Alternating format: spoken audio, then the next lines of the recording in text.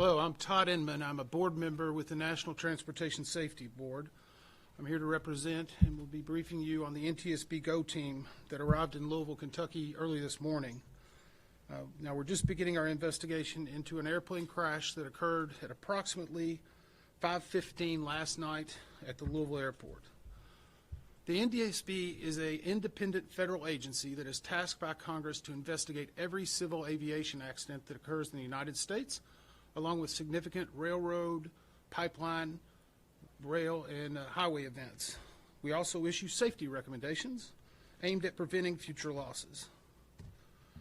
Now, before I go any further, on behalf of the entire NTSB, I want to just express our sincere condolences to those who were not only affected by losing family members in this accident, but those that were also injured and those that are still missing. It is a tough day for Louisville, for Kentucky.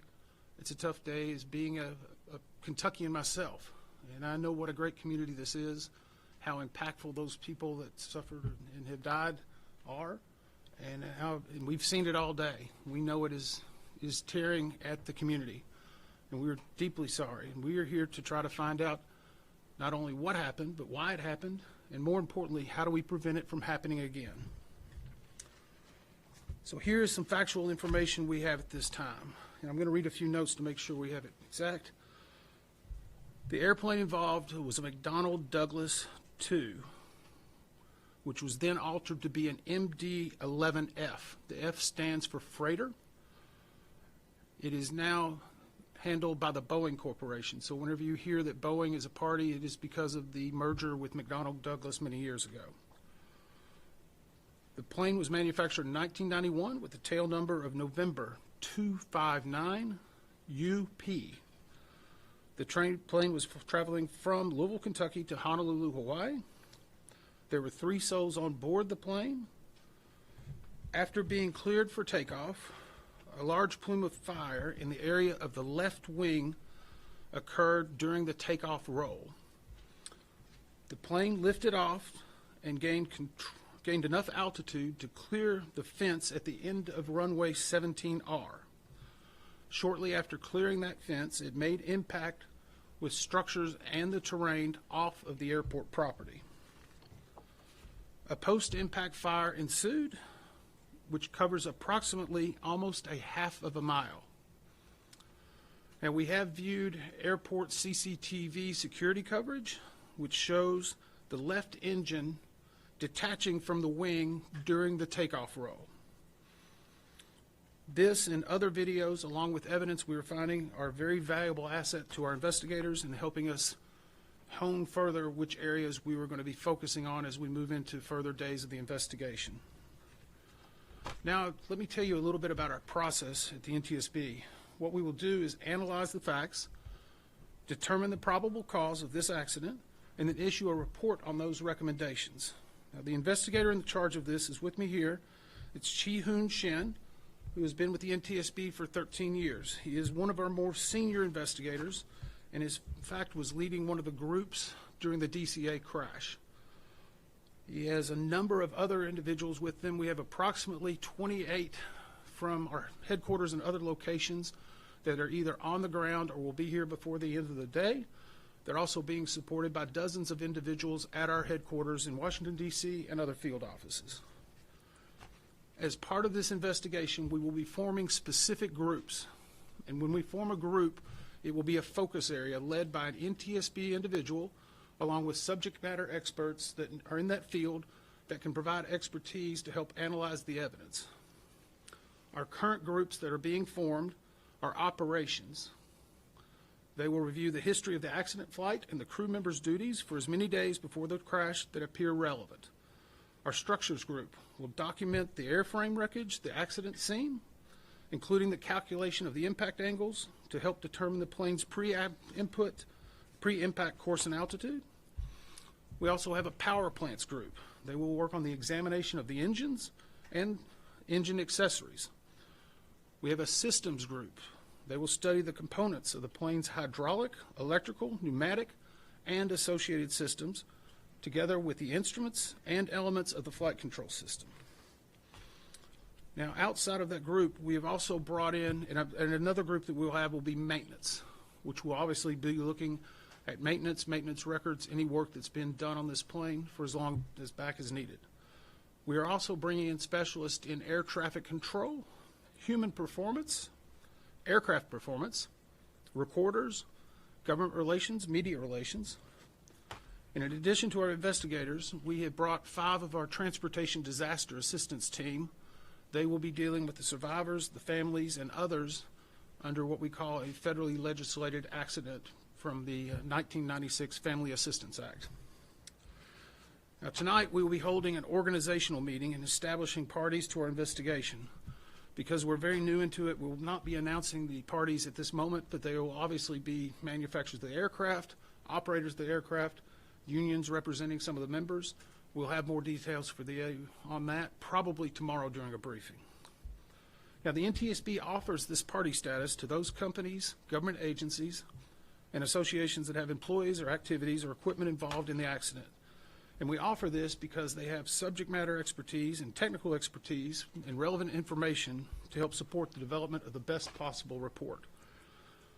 Now, once a party joins an NTSB investigation, they are not permitted to release documents or talk publicly about the investigation without the consent of the NTSB. Now, you can rest assured right now all of the parties or potential parties are complying with that requirement, and they're cooperating fully with the NTSB investigators. Again, it will be only the NTSB that will release information regarding this accident going forward. Tomorrow will be our first full day on scene. Our investigative teams, we anticipate, will be here at least a week, if not longer. Our mission, again, is to understand not only what happened, but why it happened, and recommend changes to prevent it from happening again. We will not be determining the probable cause while we are here on scene, nor will we speculate about what may have caused this. Now, since we're just beginning with the investigation, we don't have more factual information to give you at this time, but we believe over the next couple of days we'll be able to unveil a little bit further for you. I do want to also mention this just happened in the last basically 30 minutes. We have identified the cockpit voice recorder and the flight data recorder. This is what is commonly referred to as a black box. We have investigators now that have located it. As you can imagine, it's suffered some heat, not intrusion, but heat around it. These recorders are built for that.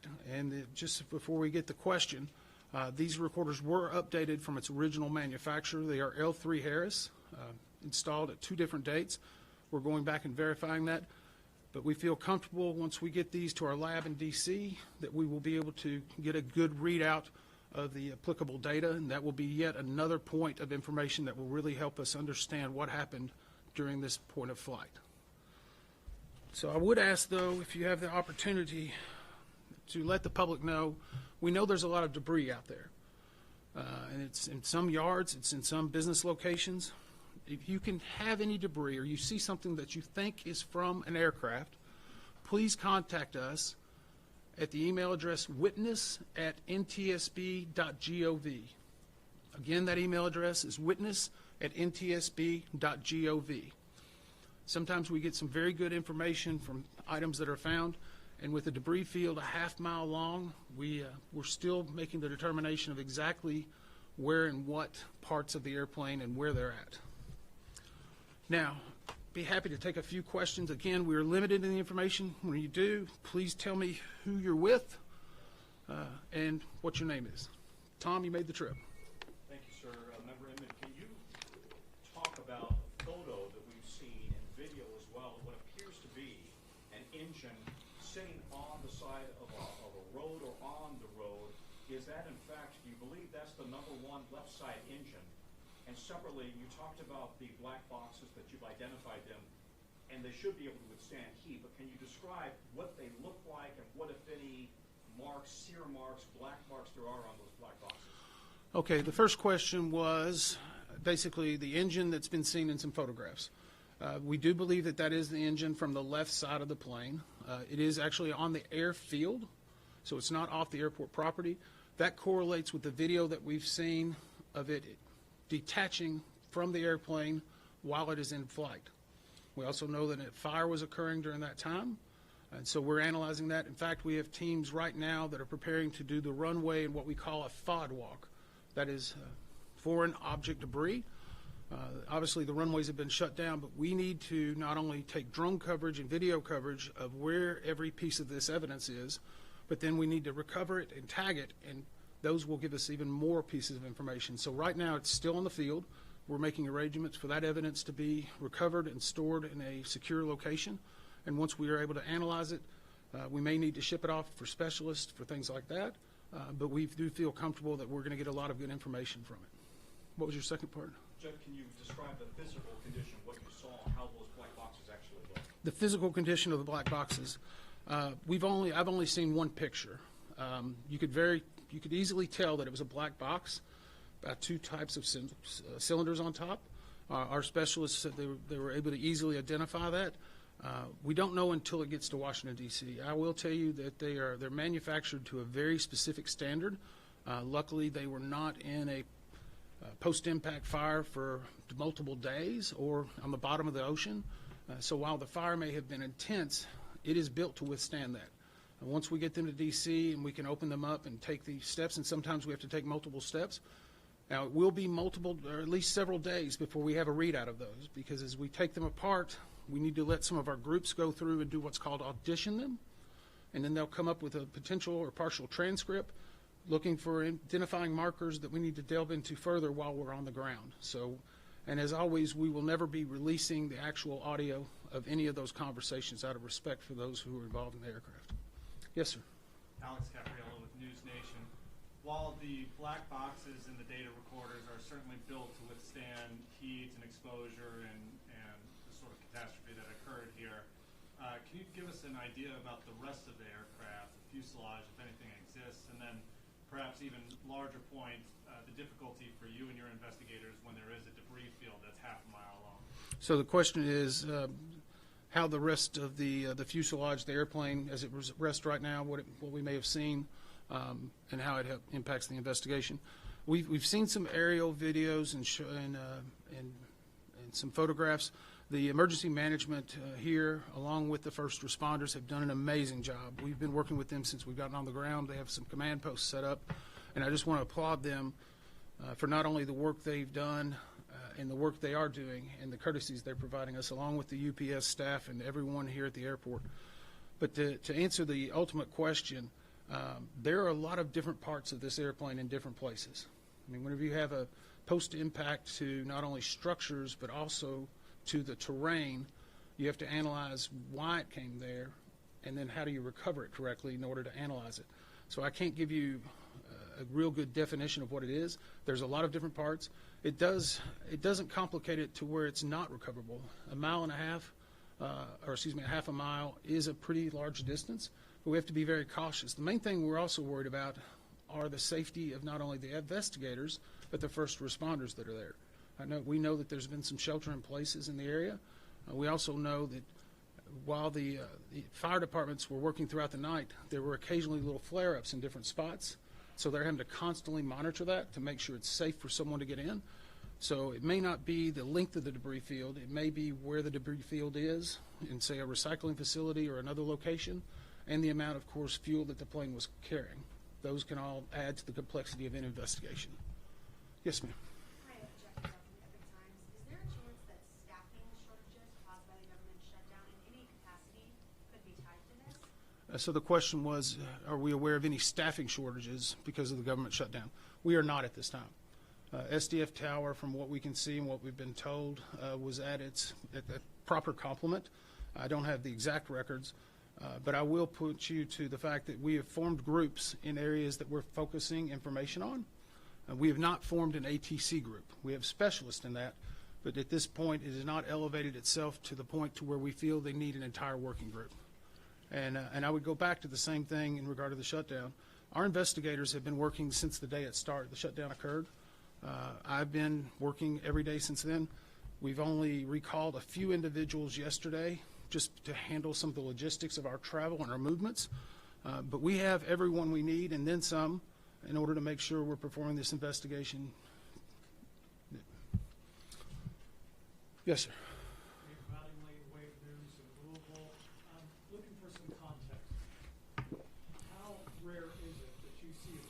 this much fuel on it going down and creating the fire that we saw here? Okay, so the question is, how much fire in regard to this fuel load, and how, in the United States, we don't see it very much, which is great, and it means that the recommendations, we've made over 15,000 recommendations in our 65-year history. We have about an 82% success ratio. We have a mantra that used to be in front of our training facility, and it's, from tragedy we draw knowledge to improve the safety for all. And so for every tragedy we've had, we draw more knowledge, and we try to learn from that. And we hope that we don't repeat the same mistakes. So in this case, I'm sure we're going to learn some new things. We're going to make some recommendations and some findings. What they are yet, we do not know. But I would say a freighter that's fully loaded, that's going to Honolulu, is going to have a large amount of fuel. And that obviously was part of the post-accident response. Yes, sir. Jonathan Gregg, Spectrum News Louisville. What's the rotating speed of a fully fueled MD-11? How fast is it going to take off? The question was, what is the rotation speed? Takeoff speed. Takeoff speed? 175, 180? Off the top of my head. I don't have the exact figures for you. I apologize. I'm not a pilot. We will be looking at that. Typically, you're looking at speeds in the 150s to 180s, 190s, but I don't want to give you a definitive number because I would be guessing. And some of those are based upon exactly what's occurring at what point of flight that it's occurring. So there's a lot of different things that go into it in addition to the weight and balance. All of these have been mapped out over decades to specifically know how much thrust and speed is needed to obtain lift and to achieve it, and if necessary, to do an emergency diversion. So we've had a lot of experience with that. I don't know at this point if it will be a factor, but it's certainly something we'll look at. Yes, sir. Dylan Lovin, Associated Press. Was this flight delayed, and was maintenance being done on this flight before it delayed? So the question was this flight delayed or was maintenance being done before that? We, as part of the maintenance group, they will be going back and looking at every aspect of maintenance that was done on this plane and how many cycles since it's occurred. To date, UPS has indicated to us that it was not delayed and that there was not maintenance work done immediately before. Now, again, that is information that we will still collaborate and independently verify, but at least by first glance, we do not see that happening. I know it's been reported some places, but we have not found something to lead us into looking at immediate pre-takeoff. Two more questions. Yes, ma'am. Are you aware of any airworthiness directives that were out regarding MD-11 or the engine manufacturers? The question is in regard to airworthiness directives regarding the engine or the actual aircraft. I am not aware of any. We go through a very regimented process of things that we view and try to review: maintenance records, airworthiness directives, advisory circulars, service bulletins. To say that there's none would be probably very unlikely, because an aircraft that's been flying for that many years could have had multiple different generations. It will be something that we'll look at. We'll be confirming whether the work was done or how it was done and who did it. But at this point, we have not seen anything that's said we need to hone in on a specific area. One more question? Yes, sir. Tom Regulus, WHAS here in Louisville. How much of your investigation focuses on the runway itself here at SDF, and will the runway remain shut down as you continue to investigate? So the question is in regard to how much of our investigation will focus on the runway and how long it will be shut down. The runway itself, from what we have seen, was obviously being used continually. Louisville has a lot of operations every day. They have a really great crew that works on their operations, maintenance, and upkeep. We'll be looking at any type of factors, such as when they last did a FOD scan or whether there was good skid, whatever. A lot of different things go into the actual pavement. So right now, we're not seeing something that says we need to open up an airport working group. In regard to the closure of the runway, we're very cognizant. I mean, I was here 4 months ago meeting with the safety staff. They invited me up, got to talk to the president of UPS Airlines and all of their safety staff. We were walking through a lot of different scenarios. And one of the things that struck me was, not only is this a company that moves freight, they are delivering life-saving drugs, postal products, food, supplements, you name it, that come through this hub every night. And so we've been emphasizing the need to make sure we're getting every piece of perishable evidence and doing it in the most diligent way, but at the same time understanding that this investigation could slow down a lot of important products, not just for this company, but for Americans across the country and across the world. And I think we have to be cognizant of that. That's the reason why we were working so diligently today to try to do the mapping and to get the sidewalk. In regard to actually keeping the runway shut down, we do not shut down runways. As the airport authority, obviously they have been working with us in a great fashion and are trying to do everything they can to make sure we have the information. But we are hopeful that we can turn over at least one of the runways shortly, and as soon as possible the other runway, while still preserving all the evidence. Thank you very much. About a timeline when you might have a preliminary report out?